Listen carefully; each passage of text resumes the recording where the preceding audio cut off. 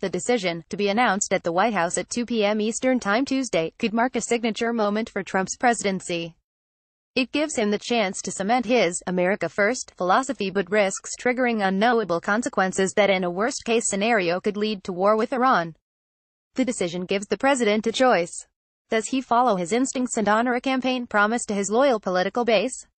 Or does he listen to U.S. allies who back the deal and don't want him to reimpose U.S. sanctions on Iran?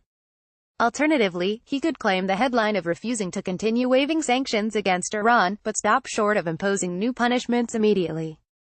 That could keep open a narrow window for America's European allies to continue trying to broker a broader deal that could keep Trump on board. Given that Trump's good usually wins out over his concern for America's friends or complicated calculations of geopolitical ramifications down the road, it's no surprise most people think he will pull out of the deal. It's pretty obvious to me that unless something changes in the next few days, I believe the president will not waive the sanctions. CNN's Jim Sciutto quoted a European diplomat as saying, "And that will have various consequences that I think we have yet to fully to understand and spell out. Leaving the deal would represent another sharp turn away from the multilateral diplomacy that underpinned Obama's foreign policy and America's approach to the world for much of the 20th century.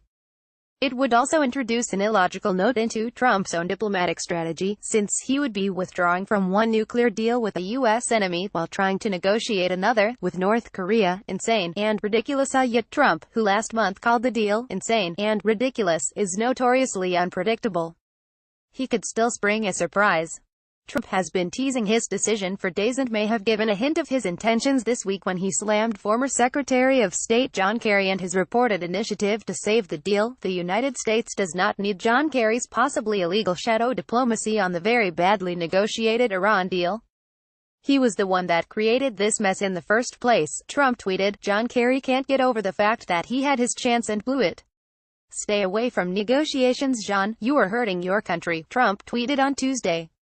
If Trump does decide to pull out of the Iran agreement, known as the Joint Comprehensive Plan of Action, it will be because he thinks it's the worst deal in history. The president has frequently misrepresented the terms of the deal that froze Iran's nuclear program and complained that it does not halt Iran's missile tests or power moves in the Middle East.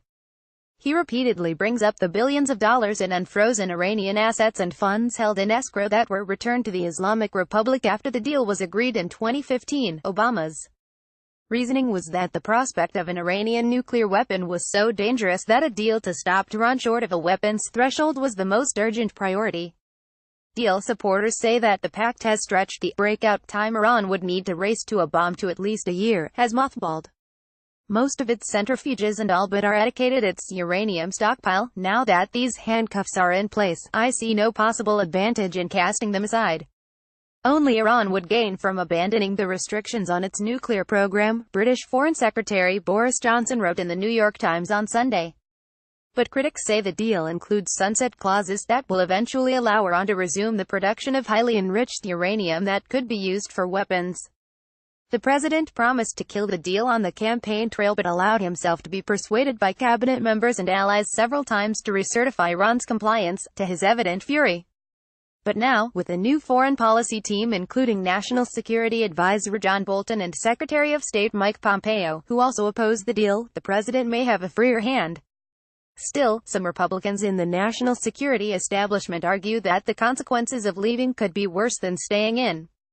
Defense Secretary James Mattis last month told the Senate Armed Services Committee that the verification provisions in the pact were pretty robust, though he did not publicly back the deal. Despite his criticism of the deal, neither Trump nor his aides have been able to say that Iran is infringing the agreement. And there has been no detailed explanation from the administration about what happens next if the U.S. tears it up. Pulling out of the JCPOA would risk a serious split with leaders of America's traditional European allies, who have trekked to Washington in recent weeks to flatter, cajole and warn Trump, walking away with no plan. Western diplomats have been trying for months to get Trump to stay in the deal or to negotiate measures on missiles and constraining Iran's geopolitical push that could stand alongside the Iran deal. French President Emmanuel Macron raised the carrot of a new deal during a state visit to the White House last month, hoping to get around the president's antipathy to a pact that rates as his predecessor's biggest foreign policy achievement. But privately, foreign diplomats have confided that the biggest problem with the agreement is the visceral distaste the president harbors towards anything that his predecessor achieved. That's one reason why some observers believe that the decision on the Iran agreement is more dictated by politics than statesmanship. This agreement is highly flawed, but it is functional, said Aaron David Miller, a former Middle East peace negotiator for Democratic and Republican presidents, this month on CNN. Walking away from it without a plan B, I think, is a political interest of the president, but it is not in the national interest. Iran has said there can be no renegotiation of the nuclear deal, a position shared by Russia and China, two other signatories. If Trump does decide to pull out of the deal, his speech will be closely watched for details that could dictate what happens next. He could simply say that the U.S. does not intend to comply any longer and reimpose sanctions on Iran that were lifted in 2015. If he does not impose sanctions immediately, that could leave a small window for European allies to continue seeking a compromise. If Trump does slap sanctions back on Iran right away, it could give European states an unpalatable dilemma. Do they follow suit or refuse in a move that could split the transatlantic alliance wide open? Trump's move will also pose choices for Iran. With its hobbled economy, Tehran could announce it is sticking with the deal in the hope of accruing the benefits of expanded trade with European firms, and hope to split the U.S. and Europe. Or it could make a more aggressive move and start to enrich nuclear fuel again, a step that could force European states to reimpose their own sanctions and could precipitate a major international crisis.